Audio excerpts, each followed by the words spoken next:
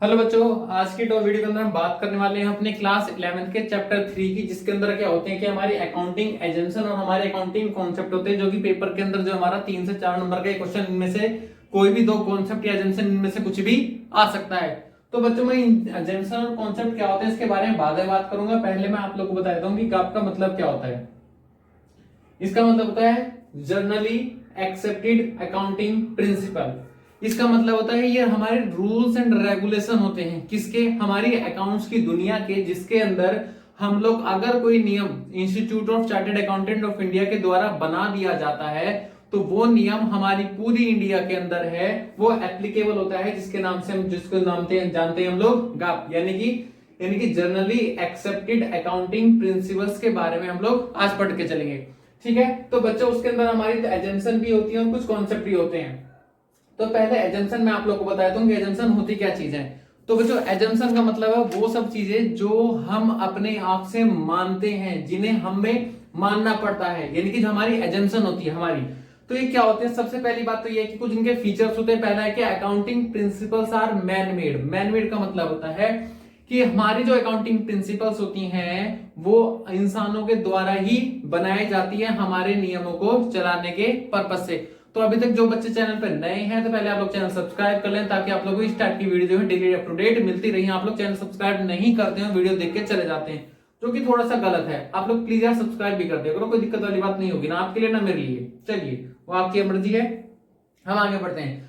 उसके बाद बोलता है accounting principles are flexible. Second point है accounting principles are flexible. Flexible का मतलब है कि ये थोड़े लचीले होते हैं। लचीले इन द सेंस होते हैं कि जैसे हम लोग अपने हिसाब से इनको फिट करना चाहें ये उस तरीके से हो सकते हैं, क्योंकि पहला पॉइंट मैंने आपको बताया था ये मेन मेड होते हैं। इसका मतलब ये इंसानों के द्वारा बनाए जाते हैं, और अगर इंसान के द्वारा कोई ऐसी चीज बनाई गई है जो किसी के लिए जो है नुकसानदायक होती है तो हम उसको थोड़ा थोड़ा मॉडिफिकेशन यानी कि चेंजेस कर सकते हैं, इसलिए हमारा फ्लेक्सिबल भी होता है।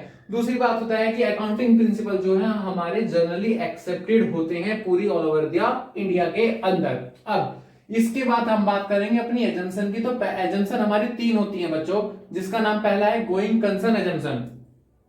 गोइंग कंसर्न एजम्पशन के अंदर चीजें क्या होती हैं कि अगर आपने अपना बिजनेस जो है ओपन किया है तो ये सोचकर किया होगा कि आपका बिजनेस आने वाले समय में कंटिन्यू चलता रहेगा, जिसे आपका नियर बाय फ्यूचर में कोई भी बंद करने का इरादा नहीं है। यानी कि आपने अगर अपने बिजनेस ओपन किया तो फोर्सेबल पीरियड यानी कि लॉन्ग टर्म के लिए ओपन किया होगा, ऐसा हम मानते हैं, तो जिसको बोला जाता है गोइंग कंसर्न एजम्पशन।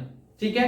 अब कंसिस्टेंसी बच्चों, कंसिस्ट का मतलब होता है लगातार, यानी कि अगर हमें अपना बिजनेस ओपन किया है और बिजनेस के अंदर जो हम जो है एक नियम जो है उसको लागू कर देते हैं तो नॉर्मली जो है हम उस नियम को चेंज नहीं होते। अब आप ही की जिंदगी है, कभी आप सुबह उठते हो, कभी दोपहर को उठते हो, कभी रात को उठते हो, यानी कि कोई नियम नहीं है ना। तो अगर किसी का नियम नहीं है तो उसकी जिंदगी बेकार। तो कुछ ऐसा ही हमारे बिजनेस के अंदर भी होता है कि अगर हमने अपने बिजनेस के अंदर कंसिस्टेंसी नहीं रखी रूल्स एंड रेगुलेशन की तो हमारा बिजनेस बेकार हो जाएगा। कहने का मतलब है हम ये मानकर अपना बिजनेस ओपन करेंगे कि लॉन्ग टर्म चलेगा, ये हमारा गोइंग कंसर्न हो गया, और जो नियम कायदे कानून अपने अपने बिजनेस में एक बार मान लिए वो भी हमारे लॉन्ग रन चलते रहेंगे, एक्सेप्ट इन 3 केसेस। यानी कि 3 केस के अंदर हम उन नियमों को बदल सकते हैं। कौन से नियम होंगे? पहला नियम, अगर किसी देश का ही कानून बदल जाए तो हम अपने नियमों को मजबूरी में चेंज करना पड़ेगा, या हमारा कोई अकाउंटिंग स्टैंडर्ड बदल जाए तब भी जो है हमें मजबूरी में अपना नियम बदलना पड़ेगा, या फिर अगर हमें उस प्रेजेंट नियम से ज्यादा बेटर अच्छा तरीका कोई और नियम के अंदर मिल जाता है तो हम उसको भी फॉलो कर सकते हैं कंसिस्टेंसी के अंदर, यानी कि चेंज कर सकते हैं। अदरवाइज कंसिस्टेंसी एजम्पशन बोलती है कि जो नियम आपने एक बार मान लिया अपने बिजनेस के अंदर वो हमारा सालों साल चलता रहेगा। वही बात करें बच्चों अगर हम लोग एक्रूअल एजम्पशन की, तो एक्रूअल एजम्पशन का मतलब होता है कि बिजनेस के अंदर हर वो ट्रांजैक्शन आपको रिकॉर्ड करनी है जिससे कि बिजनेस इफेक्ट होता है। मतलब कि अगर आपने माल बेचा उसे तब भी रिकॉर्ड करो, उसे अगर आपने उधार बेचा तब भी रिकॉर्ड करो, पैसे आए तब भी रिकॉर्ड करो, खर्चा हुआ तब भी रिकॉर्ड हो। यानी कि एक्रूअल एजम्पशन कहता है कि बिजनेस के अंदर जितनी भी तरह की ट्रांजैक्शन हो रही हैं, चाहे उनका सेटलमेंट अभी तय हो या ना हो, उन सभी ट्रांजैक्शन को हम बिजनेस की बुक्स में रिकॉर्ड करेंगे। एग्जांपल के तौर पे मैंने किसी को जो माल बेचा फरवरी में बेचा और उसने उसके मुझे पैसे अप्रैल में दिए, तो बच्चों पैसे मिलना कब है? अप्रैल में, जबकि हमारी इनकम कब बन चुकी है, माल कब बिक चुका है मेरा? फरवरी में।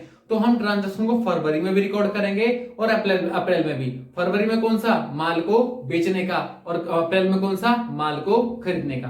तो बच्चों ये हमारी कुछ अपनी एजम्पशंस होती हैं, और इन्हीं एजम्पशंस के आगे मैं आपको कुछ अकाउंटिंग इक्वेशन जो कॉन्सेप्ट है वो भी बता देता हूं।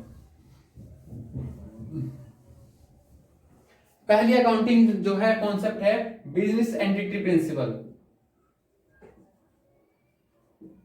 बिजनेस एंटिटी प्रिंसिपल, इसका मतलब होता है कि बिजनेस और बिजनेसमैन दोनों ही अलग अलग पॉइंट ऑफ व्यू से होते हैं। बिजनेस की बुक्स में बिजनेस के हिसाब से एंट्री पास करेंगे, और मालिक की बुक्स में मालिक का पॉइंट ऑफ व्यू से एंट्री पास करेंगे, यानी कि दोनों का कंसर्न कैसा होता है? अलग है। लेकिन सर एक बात बताओ, मैंने कहा क्या सर, वो तो दोनों एक जैसे ही होते हैं ना, क्योंकि बिजनेस तो मालिक ही ओपन करता है, तो अलग कैसे हो गए? तो बच्चों अलग सिर्फ बिजनेस की नजरों में होते हैं, कि बिजनेस में जो भी ट्रांजैक्शन होती है, जो भी लेन देन होता है, वो हम बिजनेस की बुक में बिजनेस के पॉइंट ऑफ से रिकॉर्ड करेंगे। एग्जांपल के तौर पे मालिक ने बिजनेस में पैसा लगा दिया, तो बिजनेस उसको अपनी लायबिलिटी रिकॉर्ड करेगा, यानी कि जस्ट लाइक ऐसे, यानी कि वापस तो करना है ना फ्यूचर में। लेकिन जब मालिक बिजनेस में पैसा लगाता है, तब उसको लायबिलिटी रिकॉर्ड करके कैपिटल रिकॉर्ड करते हैं, लेकिन होती तो कहीं ना कहीं वो भी एक तरीके से उधारी होती है बिजनेस के लिए, चाहे वो मालिक ने दी हो, चाहे हमने किसी बाहर से लिया हो। तो इसलिए बोला जाता है कि बिजनेस एंटिटी प्रिंसिपल के अंदर दोनों ही कैसे होते हैं? अलग अलग होते हैं। वही दूसरी बात करी जाए मनी मेजरमेंट प्रिंसिपल की। अब मनी मेजरमेंट प्रिंसिपल क्या होता है? बच्चों हम बिजनेस के अंदर केवल वही ट्रांजैक्शन रिकॉर्ड करते हैं जो हमारी ट्रांजैक्शन मनी की टर्म्स में कन्वर्ट हो सकती है, या मनी की फॉर्म में वैल्यू में चेंज हो सकती है, केवल हम उन्हीं ट्रांजैक्शन को अपनी बुक्स में रिकॉर्ड करते हैं। लेकिन अगर कोई ऐसी ट्रांजैक्शन है जो हमारे बिजनेस में जो है मनी के अंदर कन्वर्ट नहीं हो पाई, जैसे हमने किसी को गिफ्ट दिया, किसी ने हमें गिफ्ट दिया, हमने कोई से मतलब की कीमती बेस चीज दे दी, तो जिसकी हम वैल्यू कैलकुलेट करना अलग है, लेकिन जिसे हम बिजनेस की टर्म्स में केवल गिफ्ट बोलते हैं, हम उन ट्रांजैक्शन को बुक्स में रिकॉर्ड नहीं करते। उसके बाद तीसरा बेटा कॉन्सेप्ट आप लोगों का निकल के आता है टाइम पीरियड प्रिंसिपल। एक मिनट में जरा देख लूं। Accounting period principle. Accounting period principle का मतलब होता है कि हम अपने बिजनेस की लंबी सी लाइफ को छोटे छोटे टुकड़ों में तोड़ना, ताकि मैं अपने बिजनेस की परफॉर्मेंस को टाइम बेसिस पर जज कर सकूं, इसलिए उसको बोलते हैं अकाउंटिंग पीरियड प्रिंसिपल। मतलब जैसे कि बच्चों अब जो ये बनता है, ये कहीं ना कहीं गोइंग कंसर्न एजम्पशन बेसिस पे बनता है कि हम अब कितना लंबा बिजनेस हो सकता है, 1 साल, 10 साल, 50 साल, 100 साल, क्या पता आज तक चल ही रहा हो। तो कुछ ऐसा बिजनेस जिसकी हमें लाइफ का नहीं पता, लेकिन फिर भी हम उस बिजनेस की लाइफ को मेजरमेंट करने के पर्पस से हम उसको छोटे छोटे टुकड़ों में तोड़ लेते हैं। ये छोटे महीने कितने होंगे? 12 महीने के होते हैं बेटा, 12 मंथ, 12 महीने के हो सकते हैं। और 12 महीने के अंदर जो है हम अपने बिजनेस की लाइफ को छोटे छोटे टुकड़ों में इसलिए तोड़ते हैं, ताकि हम उसका time to time performance check कर सकें कि हमारा बिजनेस फायदे में जा रहा है या हमारा बिजनेस नुकसान में जा रहा है। तो कुछ इस तरीके से हम लोग इसको रिकॉर्ड कर लेते हैं। बच्चों वही बात करें प्रूडेंस लॉ की।